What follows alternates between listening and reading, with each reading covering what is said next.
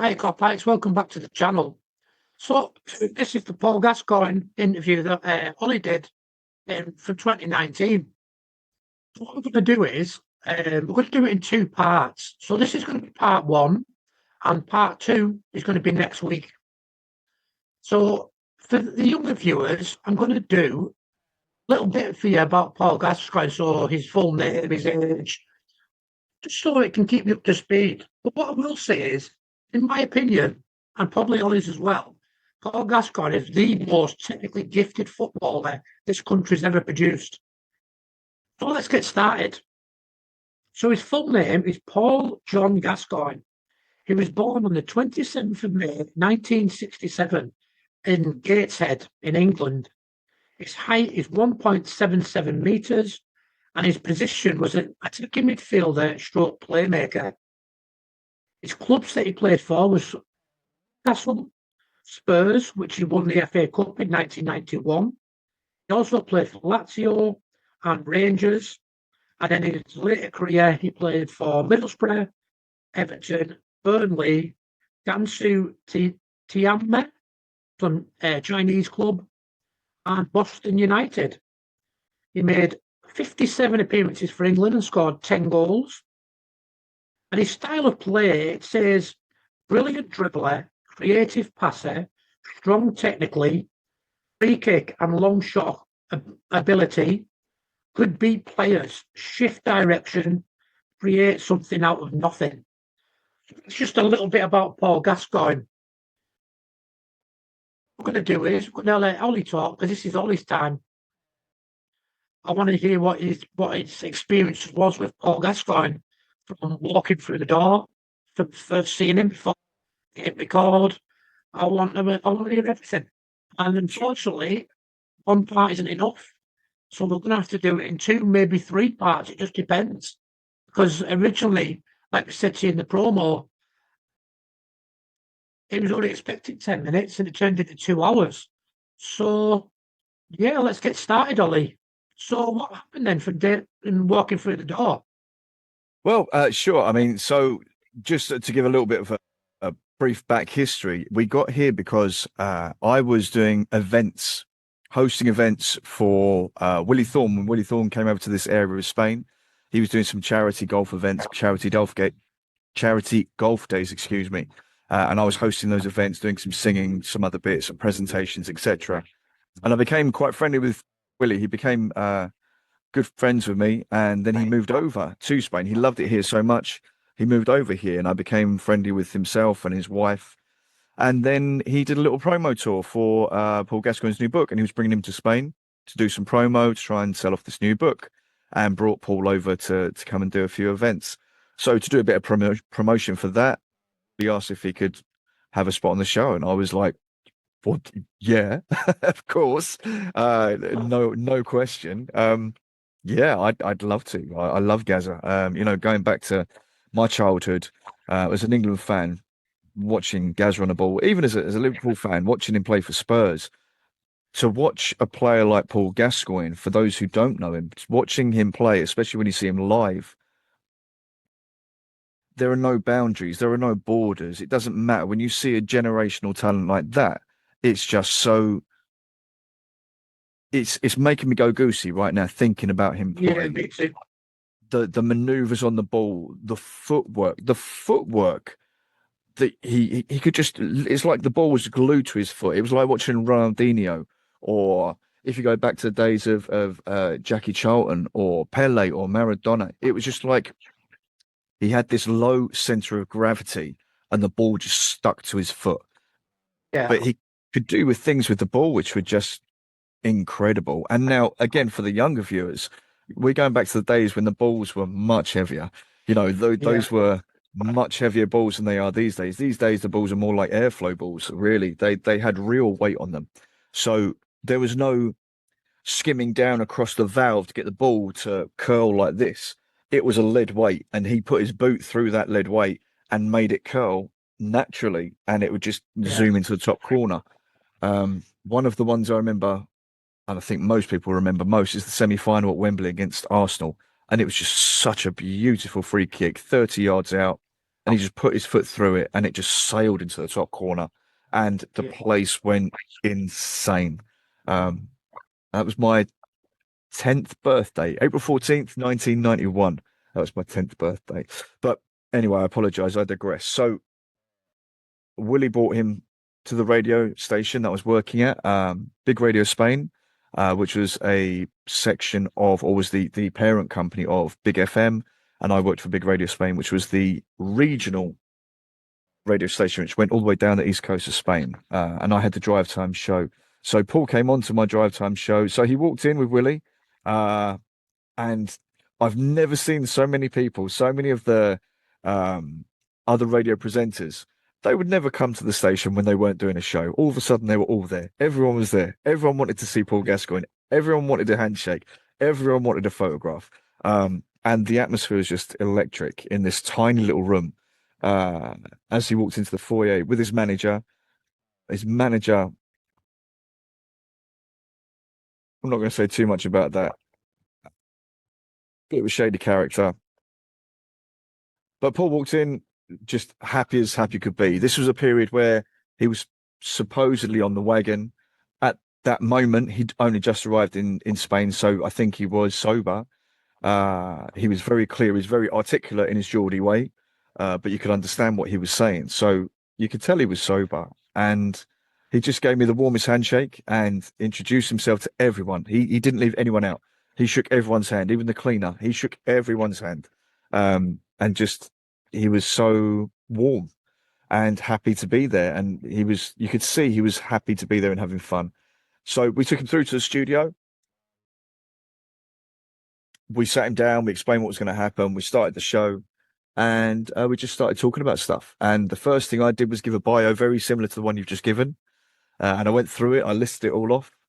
And I said, so is that about right? And he went, well, you've really done your homework. He said, you've really done your homework, but you got my age wrong. I was born in 1967, not 1962. And I went, oh my God, I'd put 5 years on the guy. I said, I'm so sorry. That's Wikipedia's fault, not mine. And that's obviously now been. How did it make you feel then when you first seen him, from someone you've watched from a little lad to actually being stood in front of you and shaking your hand? How did it make you feel? It was incredible. I mean, I've had the fortunate life where I've met a lot of celebrities, especially when I was working in London. I've met a lot of celebrities over the years.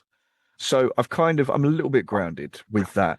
But even so, it's very special when you meet someone like that who's so technically gifted, so naturally talented, and someone who has given you that adrenaline buzz so much over the years.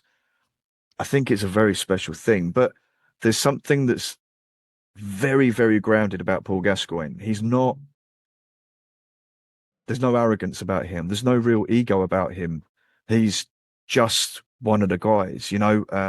So any nerves that you might have about meeting him, he quashes those instantly, because he just comes straight up to you and greets you as you would a friend in the pub. He's just that down to earth, you know. He never said a bad word about anyone in front of me. Never. Not one bad word about anyone. And he doesn't know me from Adam. He could have said anything. He could have done anything, but he was just, like I say, he shook absolutely everyone's hand, made everyone feel comfortable instantly. He took photos with everyone. So even after the actual radio show itself, he was still there for another half hour, 45 minutes, signing things, and he was just taking photos to everyone, and he was just such a down-to-earth guy, you know? Yeah. So I've got a few notes here that I thought maybe you could cover for me. See, so I've got obviously in 1990 in the World Cup, um, he was crying, wasn't he, after getting a yellow card because he knew he missed the final.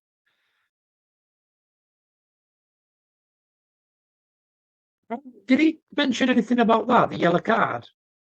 Yes. So we did talk about that. I mean, when we were coming up towards that stage, when he was coming up towards that stage of the match, I remember very clearly Gary Lineker kind of turning around to Terry Venables, and he was like, "You got to watch him," you know. And I remember that very, very clearly.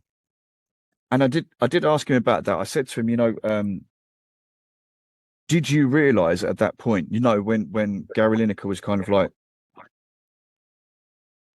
conversing facially with the bench, did you realize what was going on? Did you know what was happening? And he said he was just in a place where on that big stage at that big moment, adrenaline just took him and he was just in his own place, he was just doing his own thing. And I think it was something along the lines of, nothing could have stopped him from doing what happened.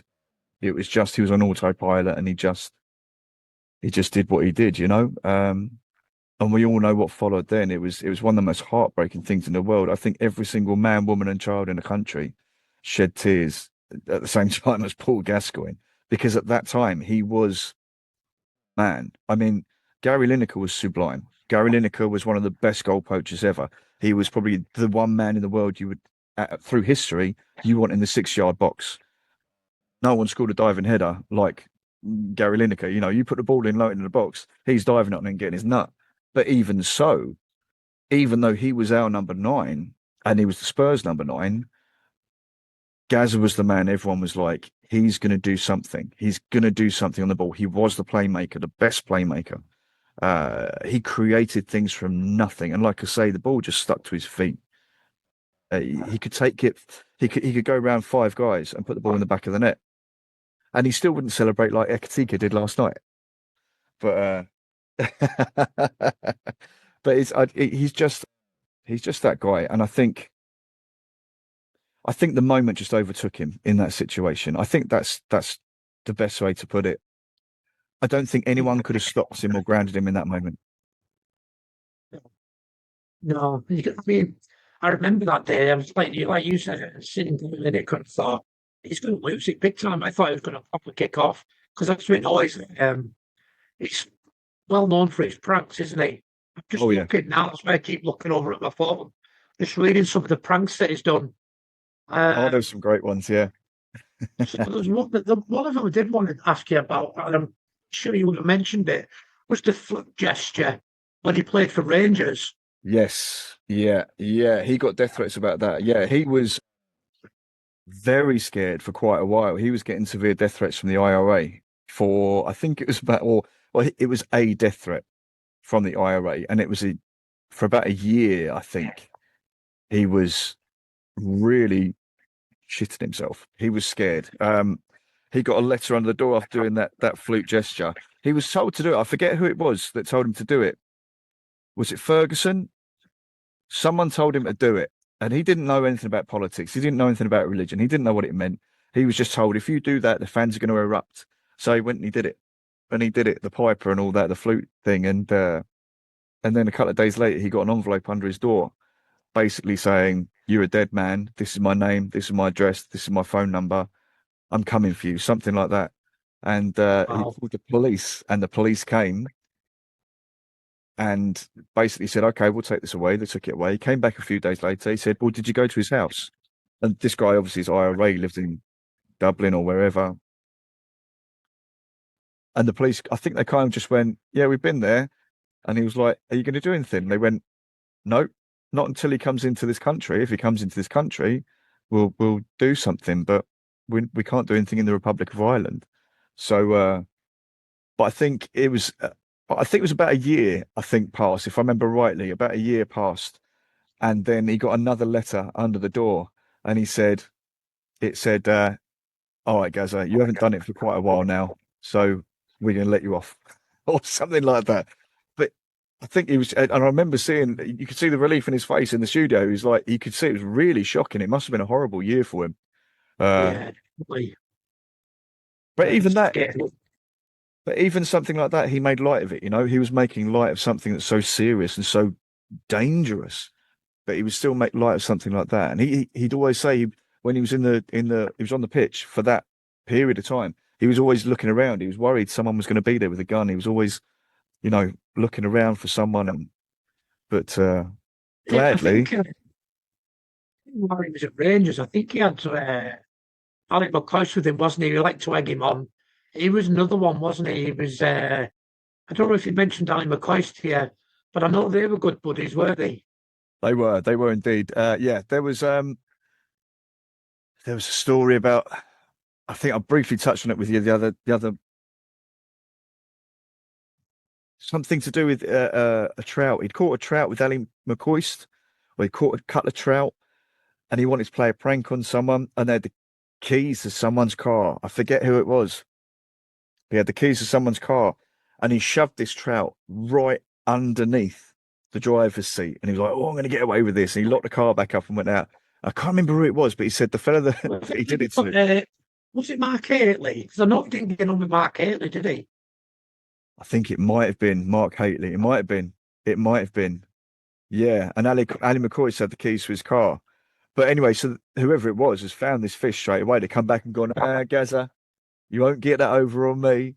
And but apparently, like, chuck the fish away. But then the guys come back a week later. He's like, my car still stinks of fish.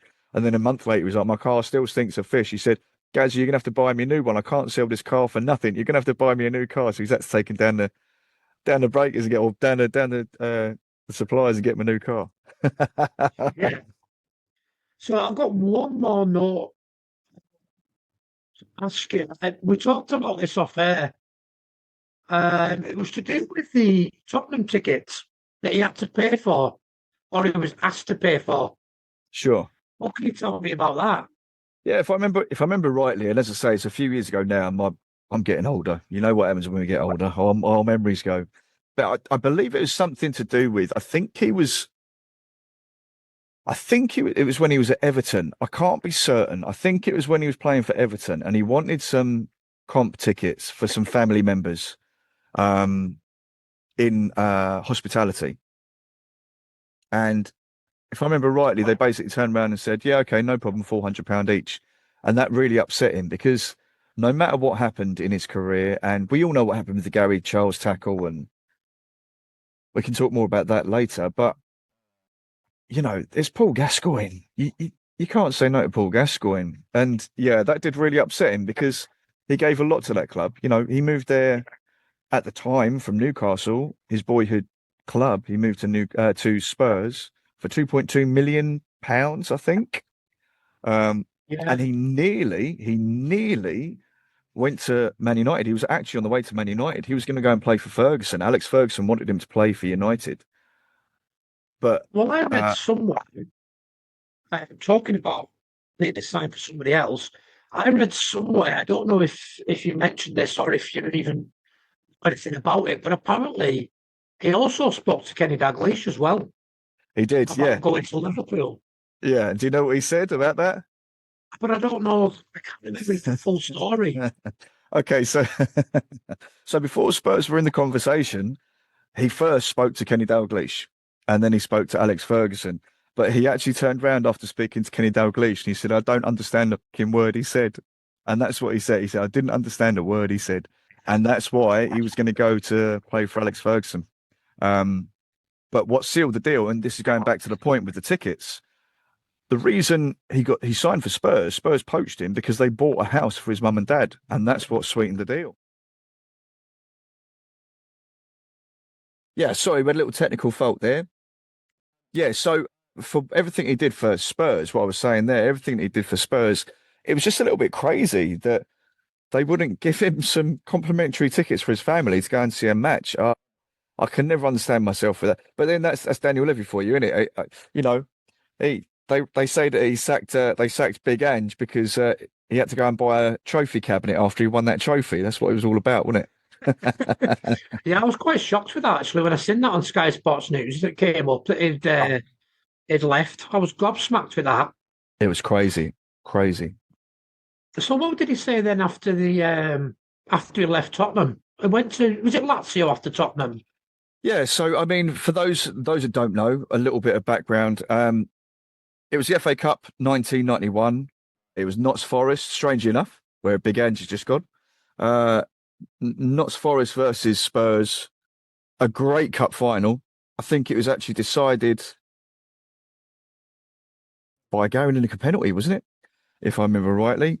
But literally in the first 3 or 4 minutes, Gasser just went straight through a pass, and no one knows why he did it. His foot was 5 foot in the air, and he planted it straight in the middle of Gary Charles' chest, like straight boot, bang there. The referee didn't even give him a yellow card, right? So Gaz is now thinking he's got free reign. And he's running round, and then it's just, I think it's a couple of minutes later, it might be 5 minutes later, something like that. I don't remember exactly the timestamps, but he's just gone straight through Gary Charles, and it's a really nasty tackle, but he's ended up damaging his knee really, really badly. I think he played, if I remember rightly,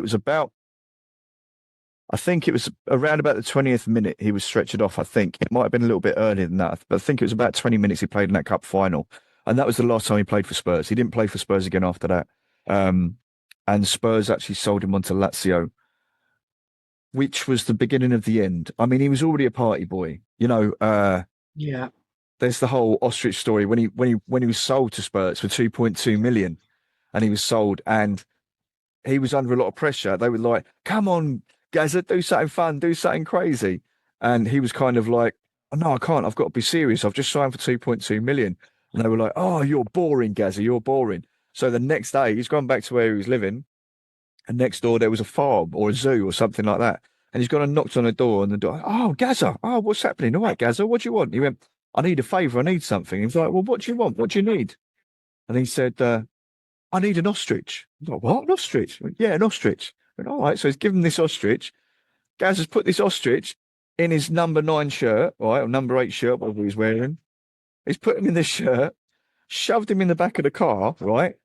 And he's taken to the training ground. So he's waiting for everyone to go out on the training ground, and he's let this ostrich loose on the training field. This ostrich running around with a Gaza shirt on, Paul Gascoigne shirt, just running up and down the pitch, and everyone's in hysterics. And it was all because they said he was boring. He's gone and done that, Yeah. and it was crazy. He was just always Jack the lad. He just loved having a laugh and having a giggle. But he famously said that it was like 12:30. Everyone else finished training, and he was still on the training pitch at 5 o'clock trying to catch the ostrich. Why does that not surprise me? I've just got a vision of him running around the training pitch chasing it. 100%. He was the only person there. There's no one else there. It was just him running, chasing this ostrich. He got it back to the zoo, and his mate went, "What have you done to my ostrich?" He said, "There's feathers everywhere." He said, "What have you done to my ostrich?" He went, "Nothing, mate." What was it he said? Oh, the gaffer said, "He's no good in front of goal, but he's fast." That's brilliant. So I'm just looking through my notes. I don't want to be jumping too far ahead because we've got a part 2, maybe more. Just depends. I'd like to talk about Lazio in part 2, I think, because that's kind of the decline, and this is the rise and fall series after all. I think it'd be quite nice to talk about in the second part. But yeah, so just going back to in the studio with him, you know, when he's talking about these moments, and you can see how much fun it brings him. And, you know, this is all he ever wanted. He just wanted to play football, and he just wanted to be one of the lads and enjoy himself. He's just one of those characters. And you can see even now, and it's actually very nice. I've seen now that he's doing interviews now. I've seen he's done a couple with Shearer and Lineker and people like that. And he looks healthy again. You know, when he was here a few years ago, he did not look healthy. He looked like George Best towards the end. And we were all a little bit like, oh, you know, he was supposed to be on the mend then. But now, and again, we'll talk about this maybe more in depth later on, but he looks so much healthier and fitter, and he's being cared for now. Whereas I think his management at that time when I met him, definitely when he was here, took him down a path he shouldn't have been on, if we put it that way. But I think we could talk a lot more about that in the second part. Yeah, definitely. So, but the thing I found about Gazza is he loved to play pranks, didn't he? And in part 2, well, I want to talk about his Rangers time as well. I know he played a lot of tricks when he was at Rangers. We've touched on it earlier, didn't we? But I think in Alex Coist, were like the Chuckle Brothers. All they did was just bicker, egg each other on. There's some stories that are going to come up, I think, in part 2 that he's not going to want to miss. Sure. I know that Ollie's very busy today. Lee, we are going to have to cut it off in a couple of minutes, aren't we? Yes, unfortunately, I do. I have to get off to a gig this afternoon, but yeah, we'll definitely be back for part two. I'm really looking forward to it, and this has been a lot of fun. Thank you very much for having me on, and I just want to say thank you to all the Kopites of Anfield subscribers. It's a pleasure to be here chatting to you, and I hope to get to know you a little bit better.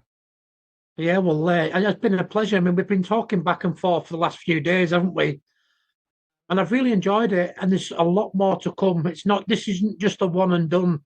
There is a lot more to come. We are working on something that we're not really going to talk about yet, are we? But there is stuff coming up on the channel, so make sure you subscribe and you like. And also, Ollie, do you want to talk about your new channel as well that you've just started, or do you want to wait until there's a bit more on there first? Yeah, there's nothing really on there at the minute, but this is kind of just giving me a little bit of a kick up the rear to actually do something which I've been meaning to do for a long time, and it's the little, the little bugs with doing things on YouTube that kind of put me off a little bit, and I think we've ironed quite a lot of those out this week, haven't we? So Yeah, we have. Watch this space. Watch this space. So yeah, thanks for coming on, Ollie, and I'll catch us all soon. I'm going to do some more videos today. This isn't the end of it. If not today, I'll do some more tomorrow. But that's it for now. Take it easy. Cheers, guys.